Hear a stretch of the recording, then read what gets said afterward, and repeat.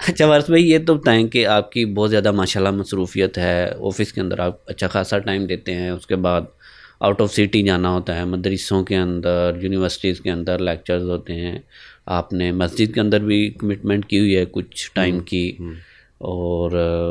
خود ذاتی بھی مصروفیت ہیں آپ کی،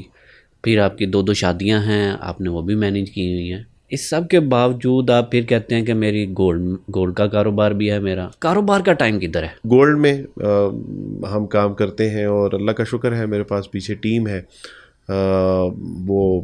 سامان کو تیار کرتی ہے، ہول سیلرز کو ہم دیتے ہیں، اور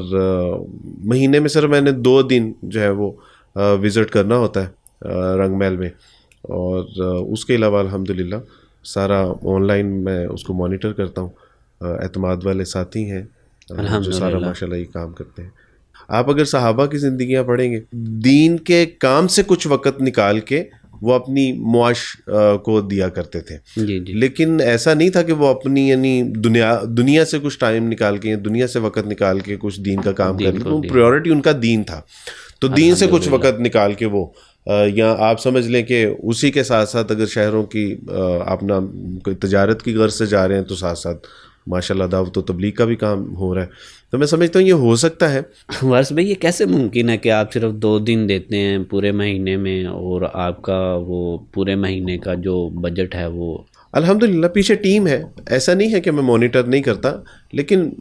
یہ ہے کہ الحمدللہ اللہ سبحانہ تعالیٰ نے اچھی ٹیم دی ہوئی ہے، اعتماد والے، اور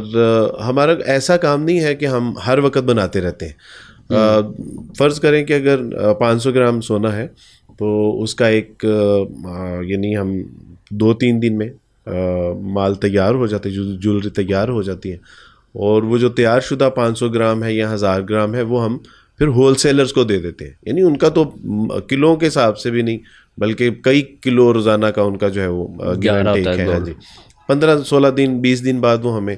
سونا دے دیتے ہیں، اسی میں ہمارے ایکچوئل سونا بھی ہوتا ہے، اسی میں ہماری پروفٹ بھی ہوتی ہے، تو اس طرح کرتے ہیں۔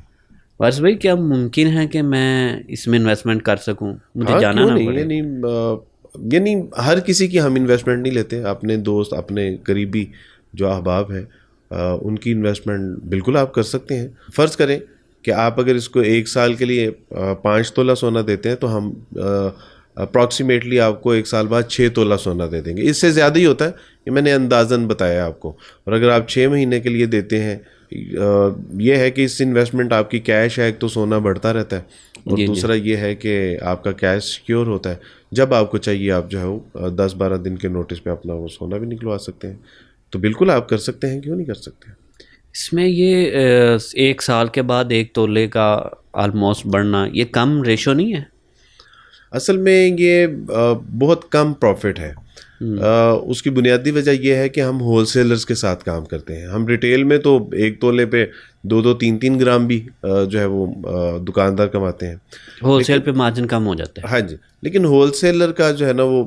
یعنی اس میں جو سب سے بڑا فائدہ ہے وہ یہ ہے کہ آپ کے پیسے سیکیور ہیں، یعنی آپ کا سونا سیکیور ہے، پھر سونا وقتاً فوقتاً بڑھ بھی رہا ہے، بالکل ایسے ہی. اور پھر یہ ہے کہ آپ کو جب چاہیے آپ اس میں سے، یعنی 5 سال یا 4 سال یا سال کی انویسٹمنٹ نہیں ہے، آپ جب چاہیں اس کو نکلوا سکتے ہیں، اور میرا خیال ہے یہ ان لوگوں کو انویسٹمنٹ کرنی چاہیے کہ جن کے گھروں میں سونا پڑا ہوا ہے، وہ اس میں انویسٹ کریں، سال بعد زکوٰۃ بھی تو دینی ہوتی ہے نا، تو بالکل وہ اس ایسے میں ہی. انویسٹ کریں، اور اگر کسی کا 5 تولے سونا ہے اور 1 سال کے بعد اس کو 6 تولہ سونا مل جاتا ہے۔ وارث بھائی اگر میں آپ کو 5 تولے سونا لا کے دوں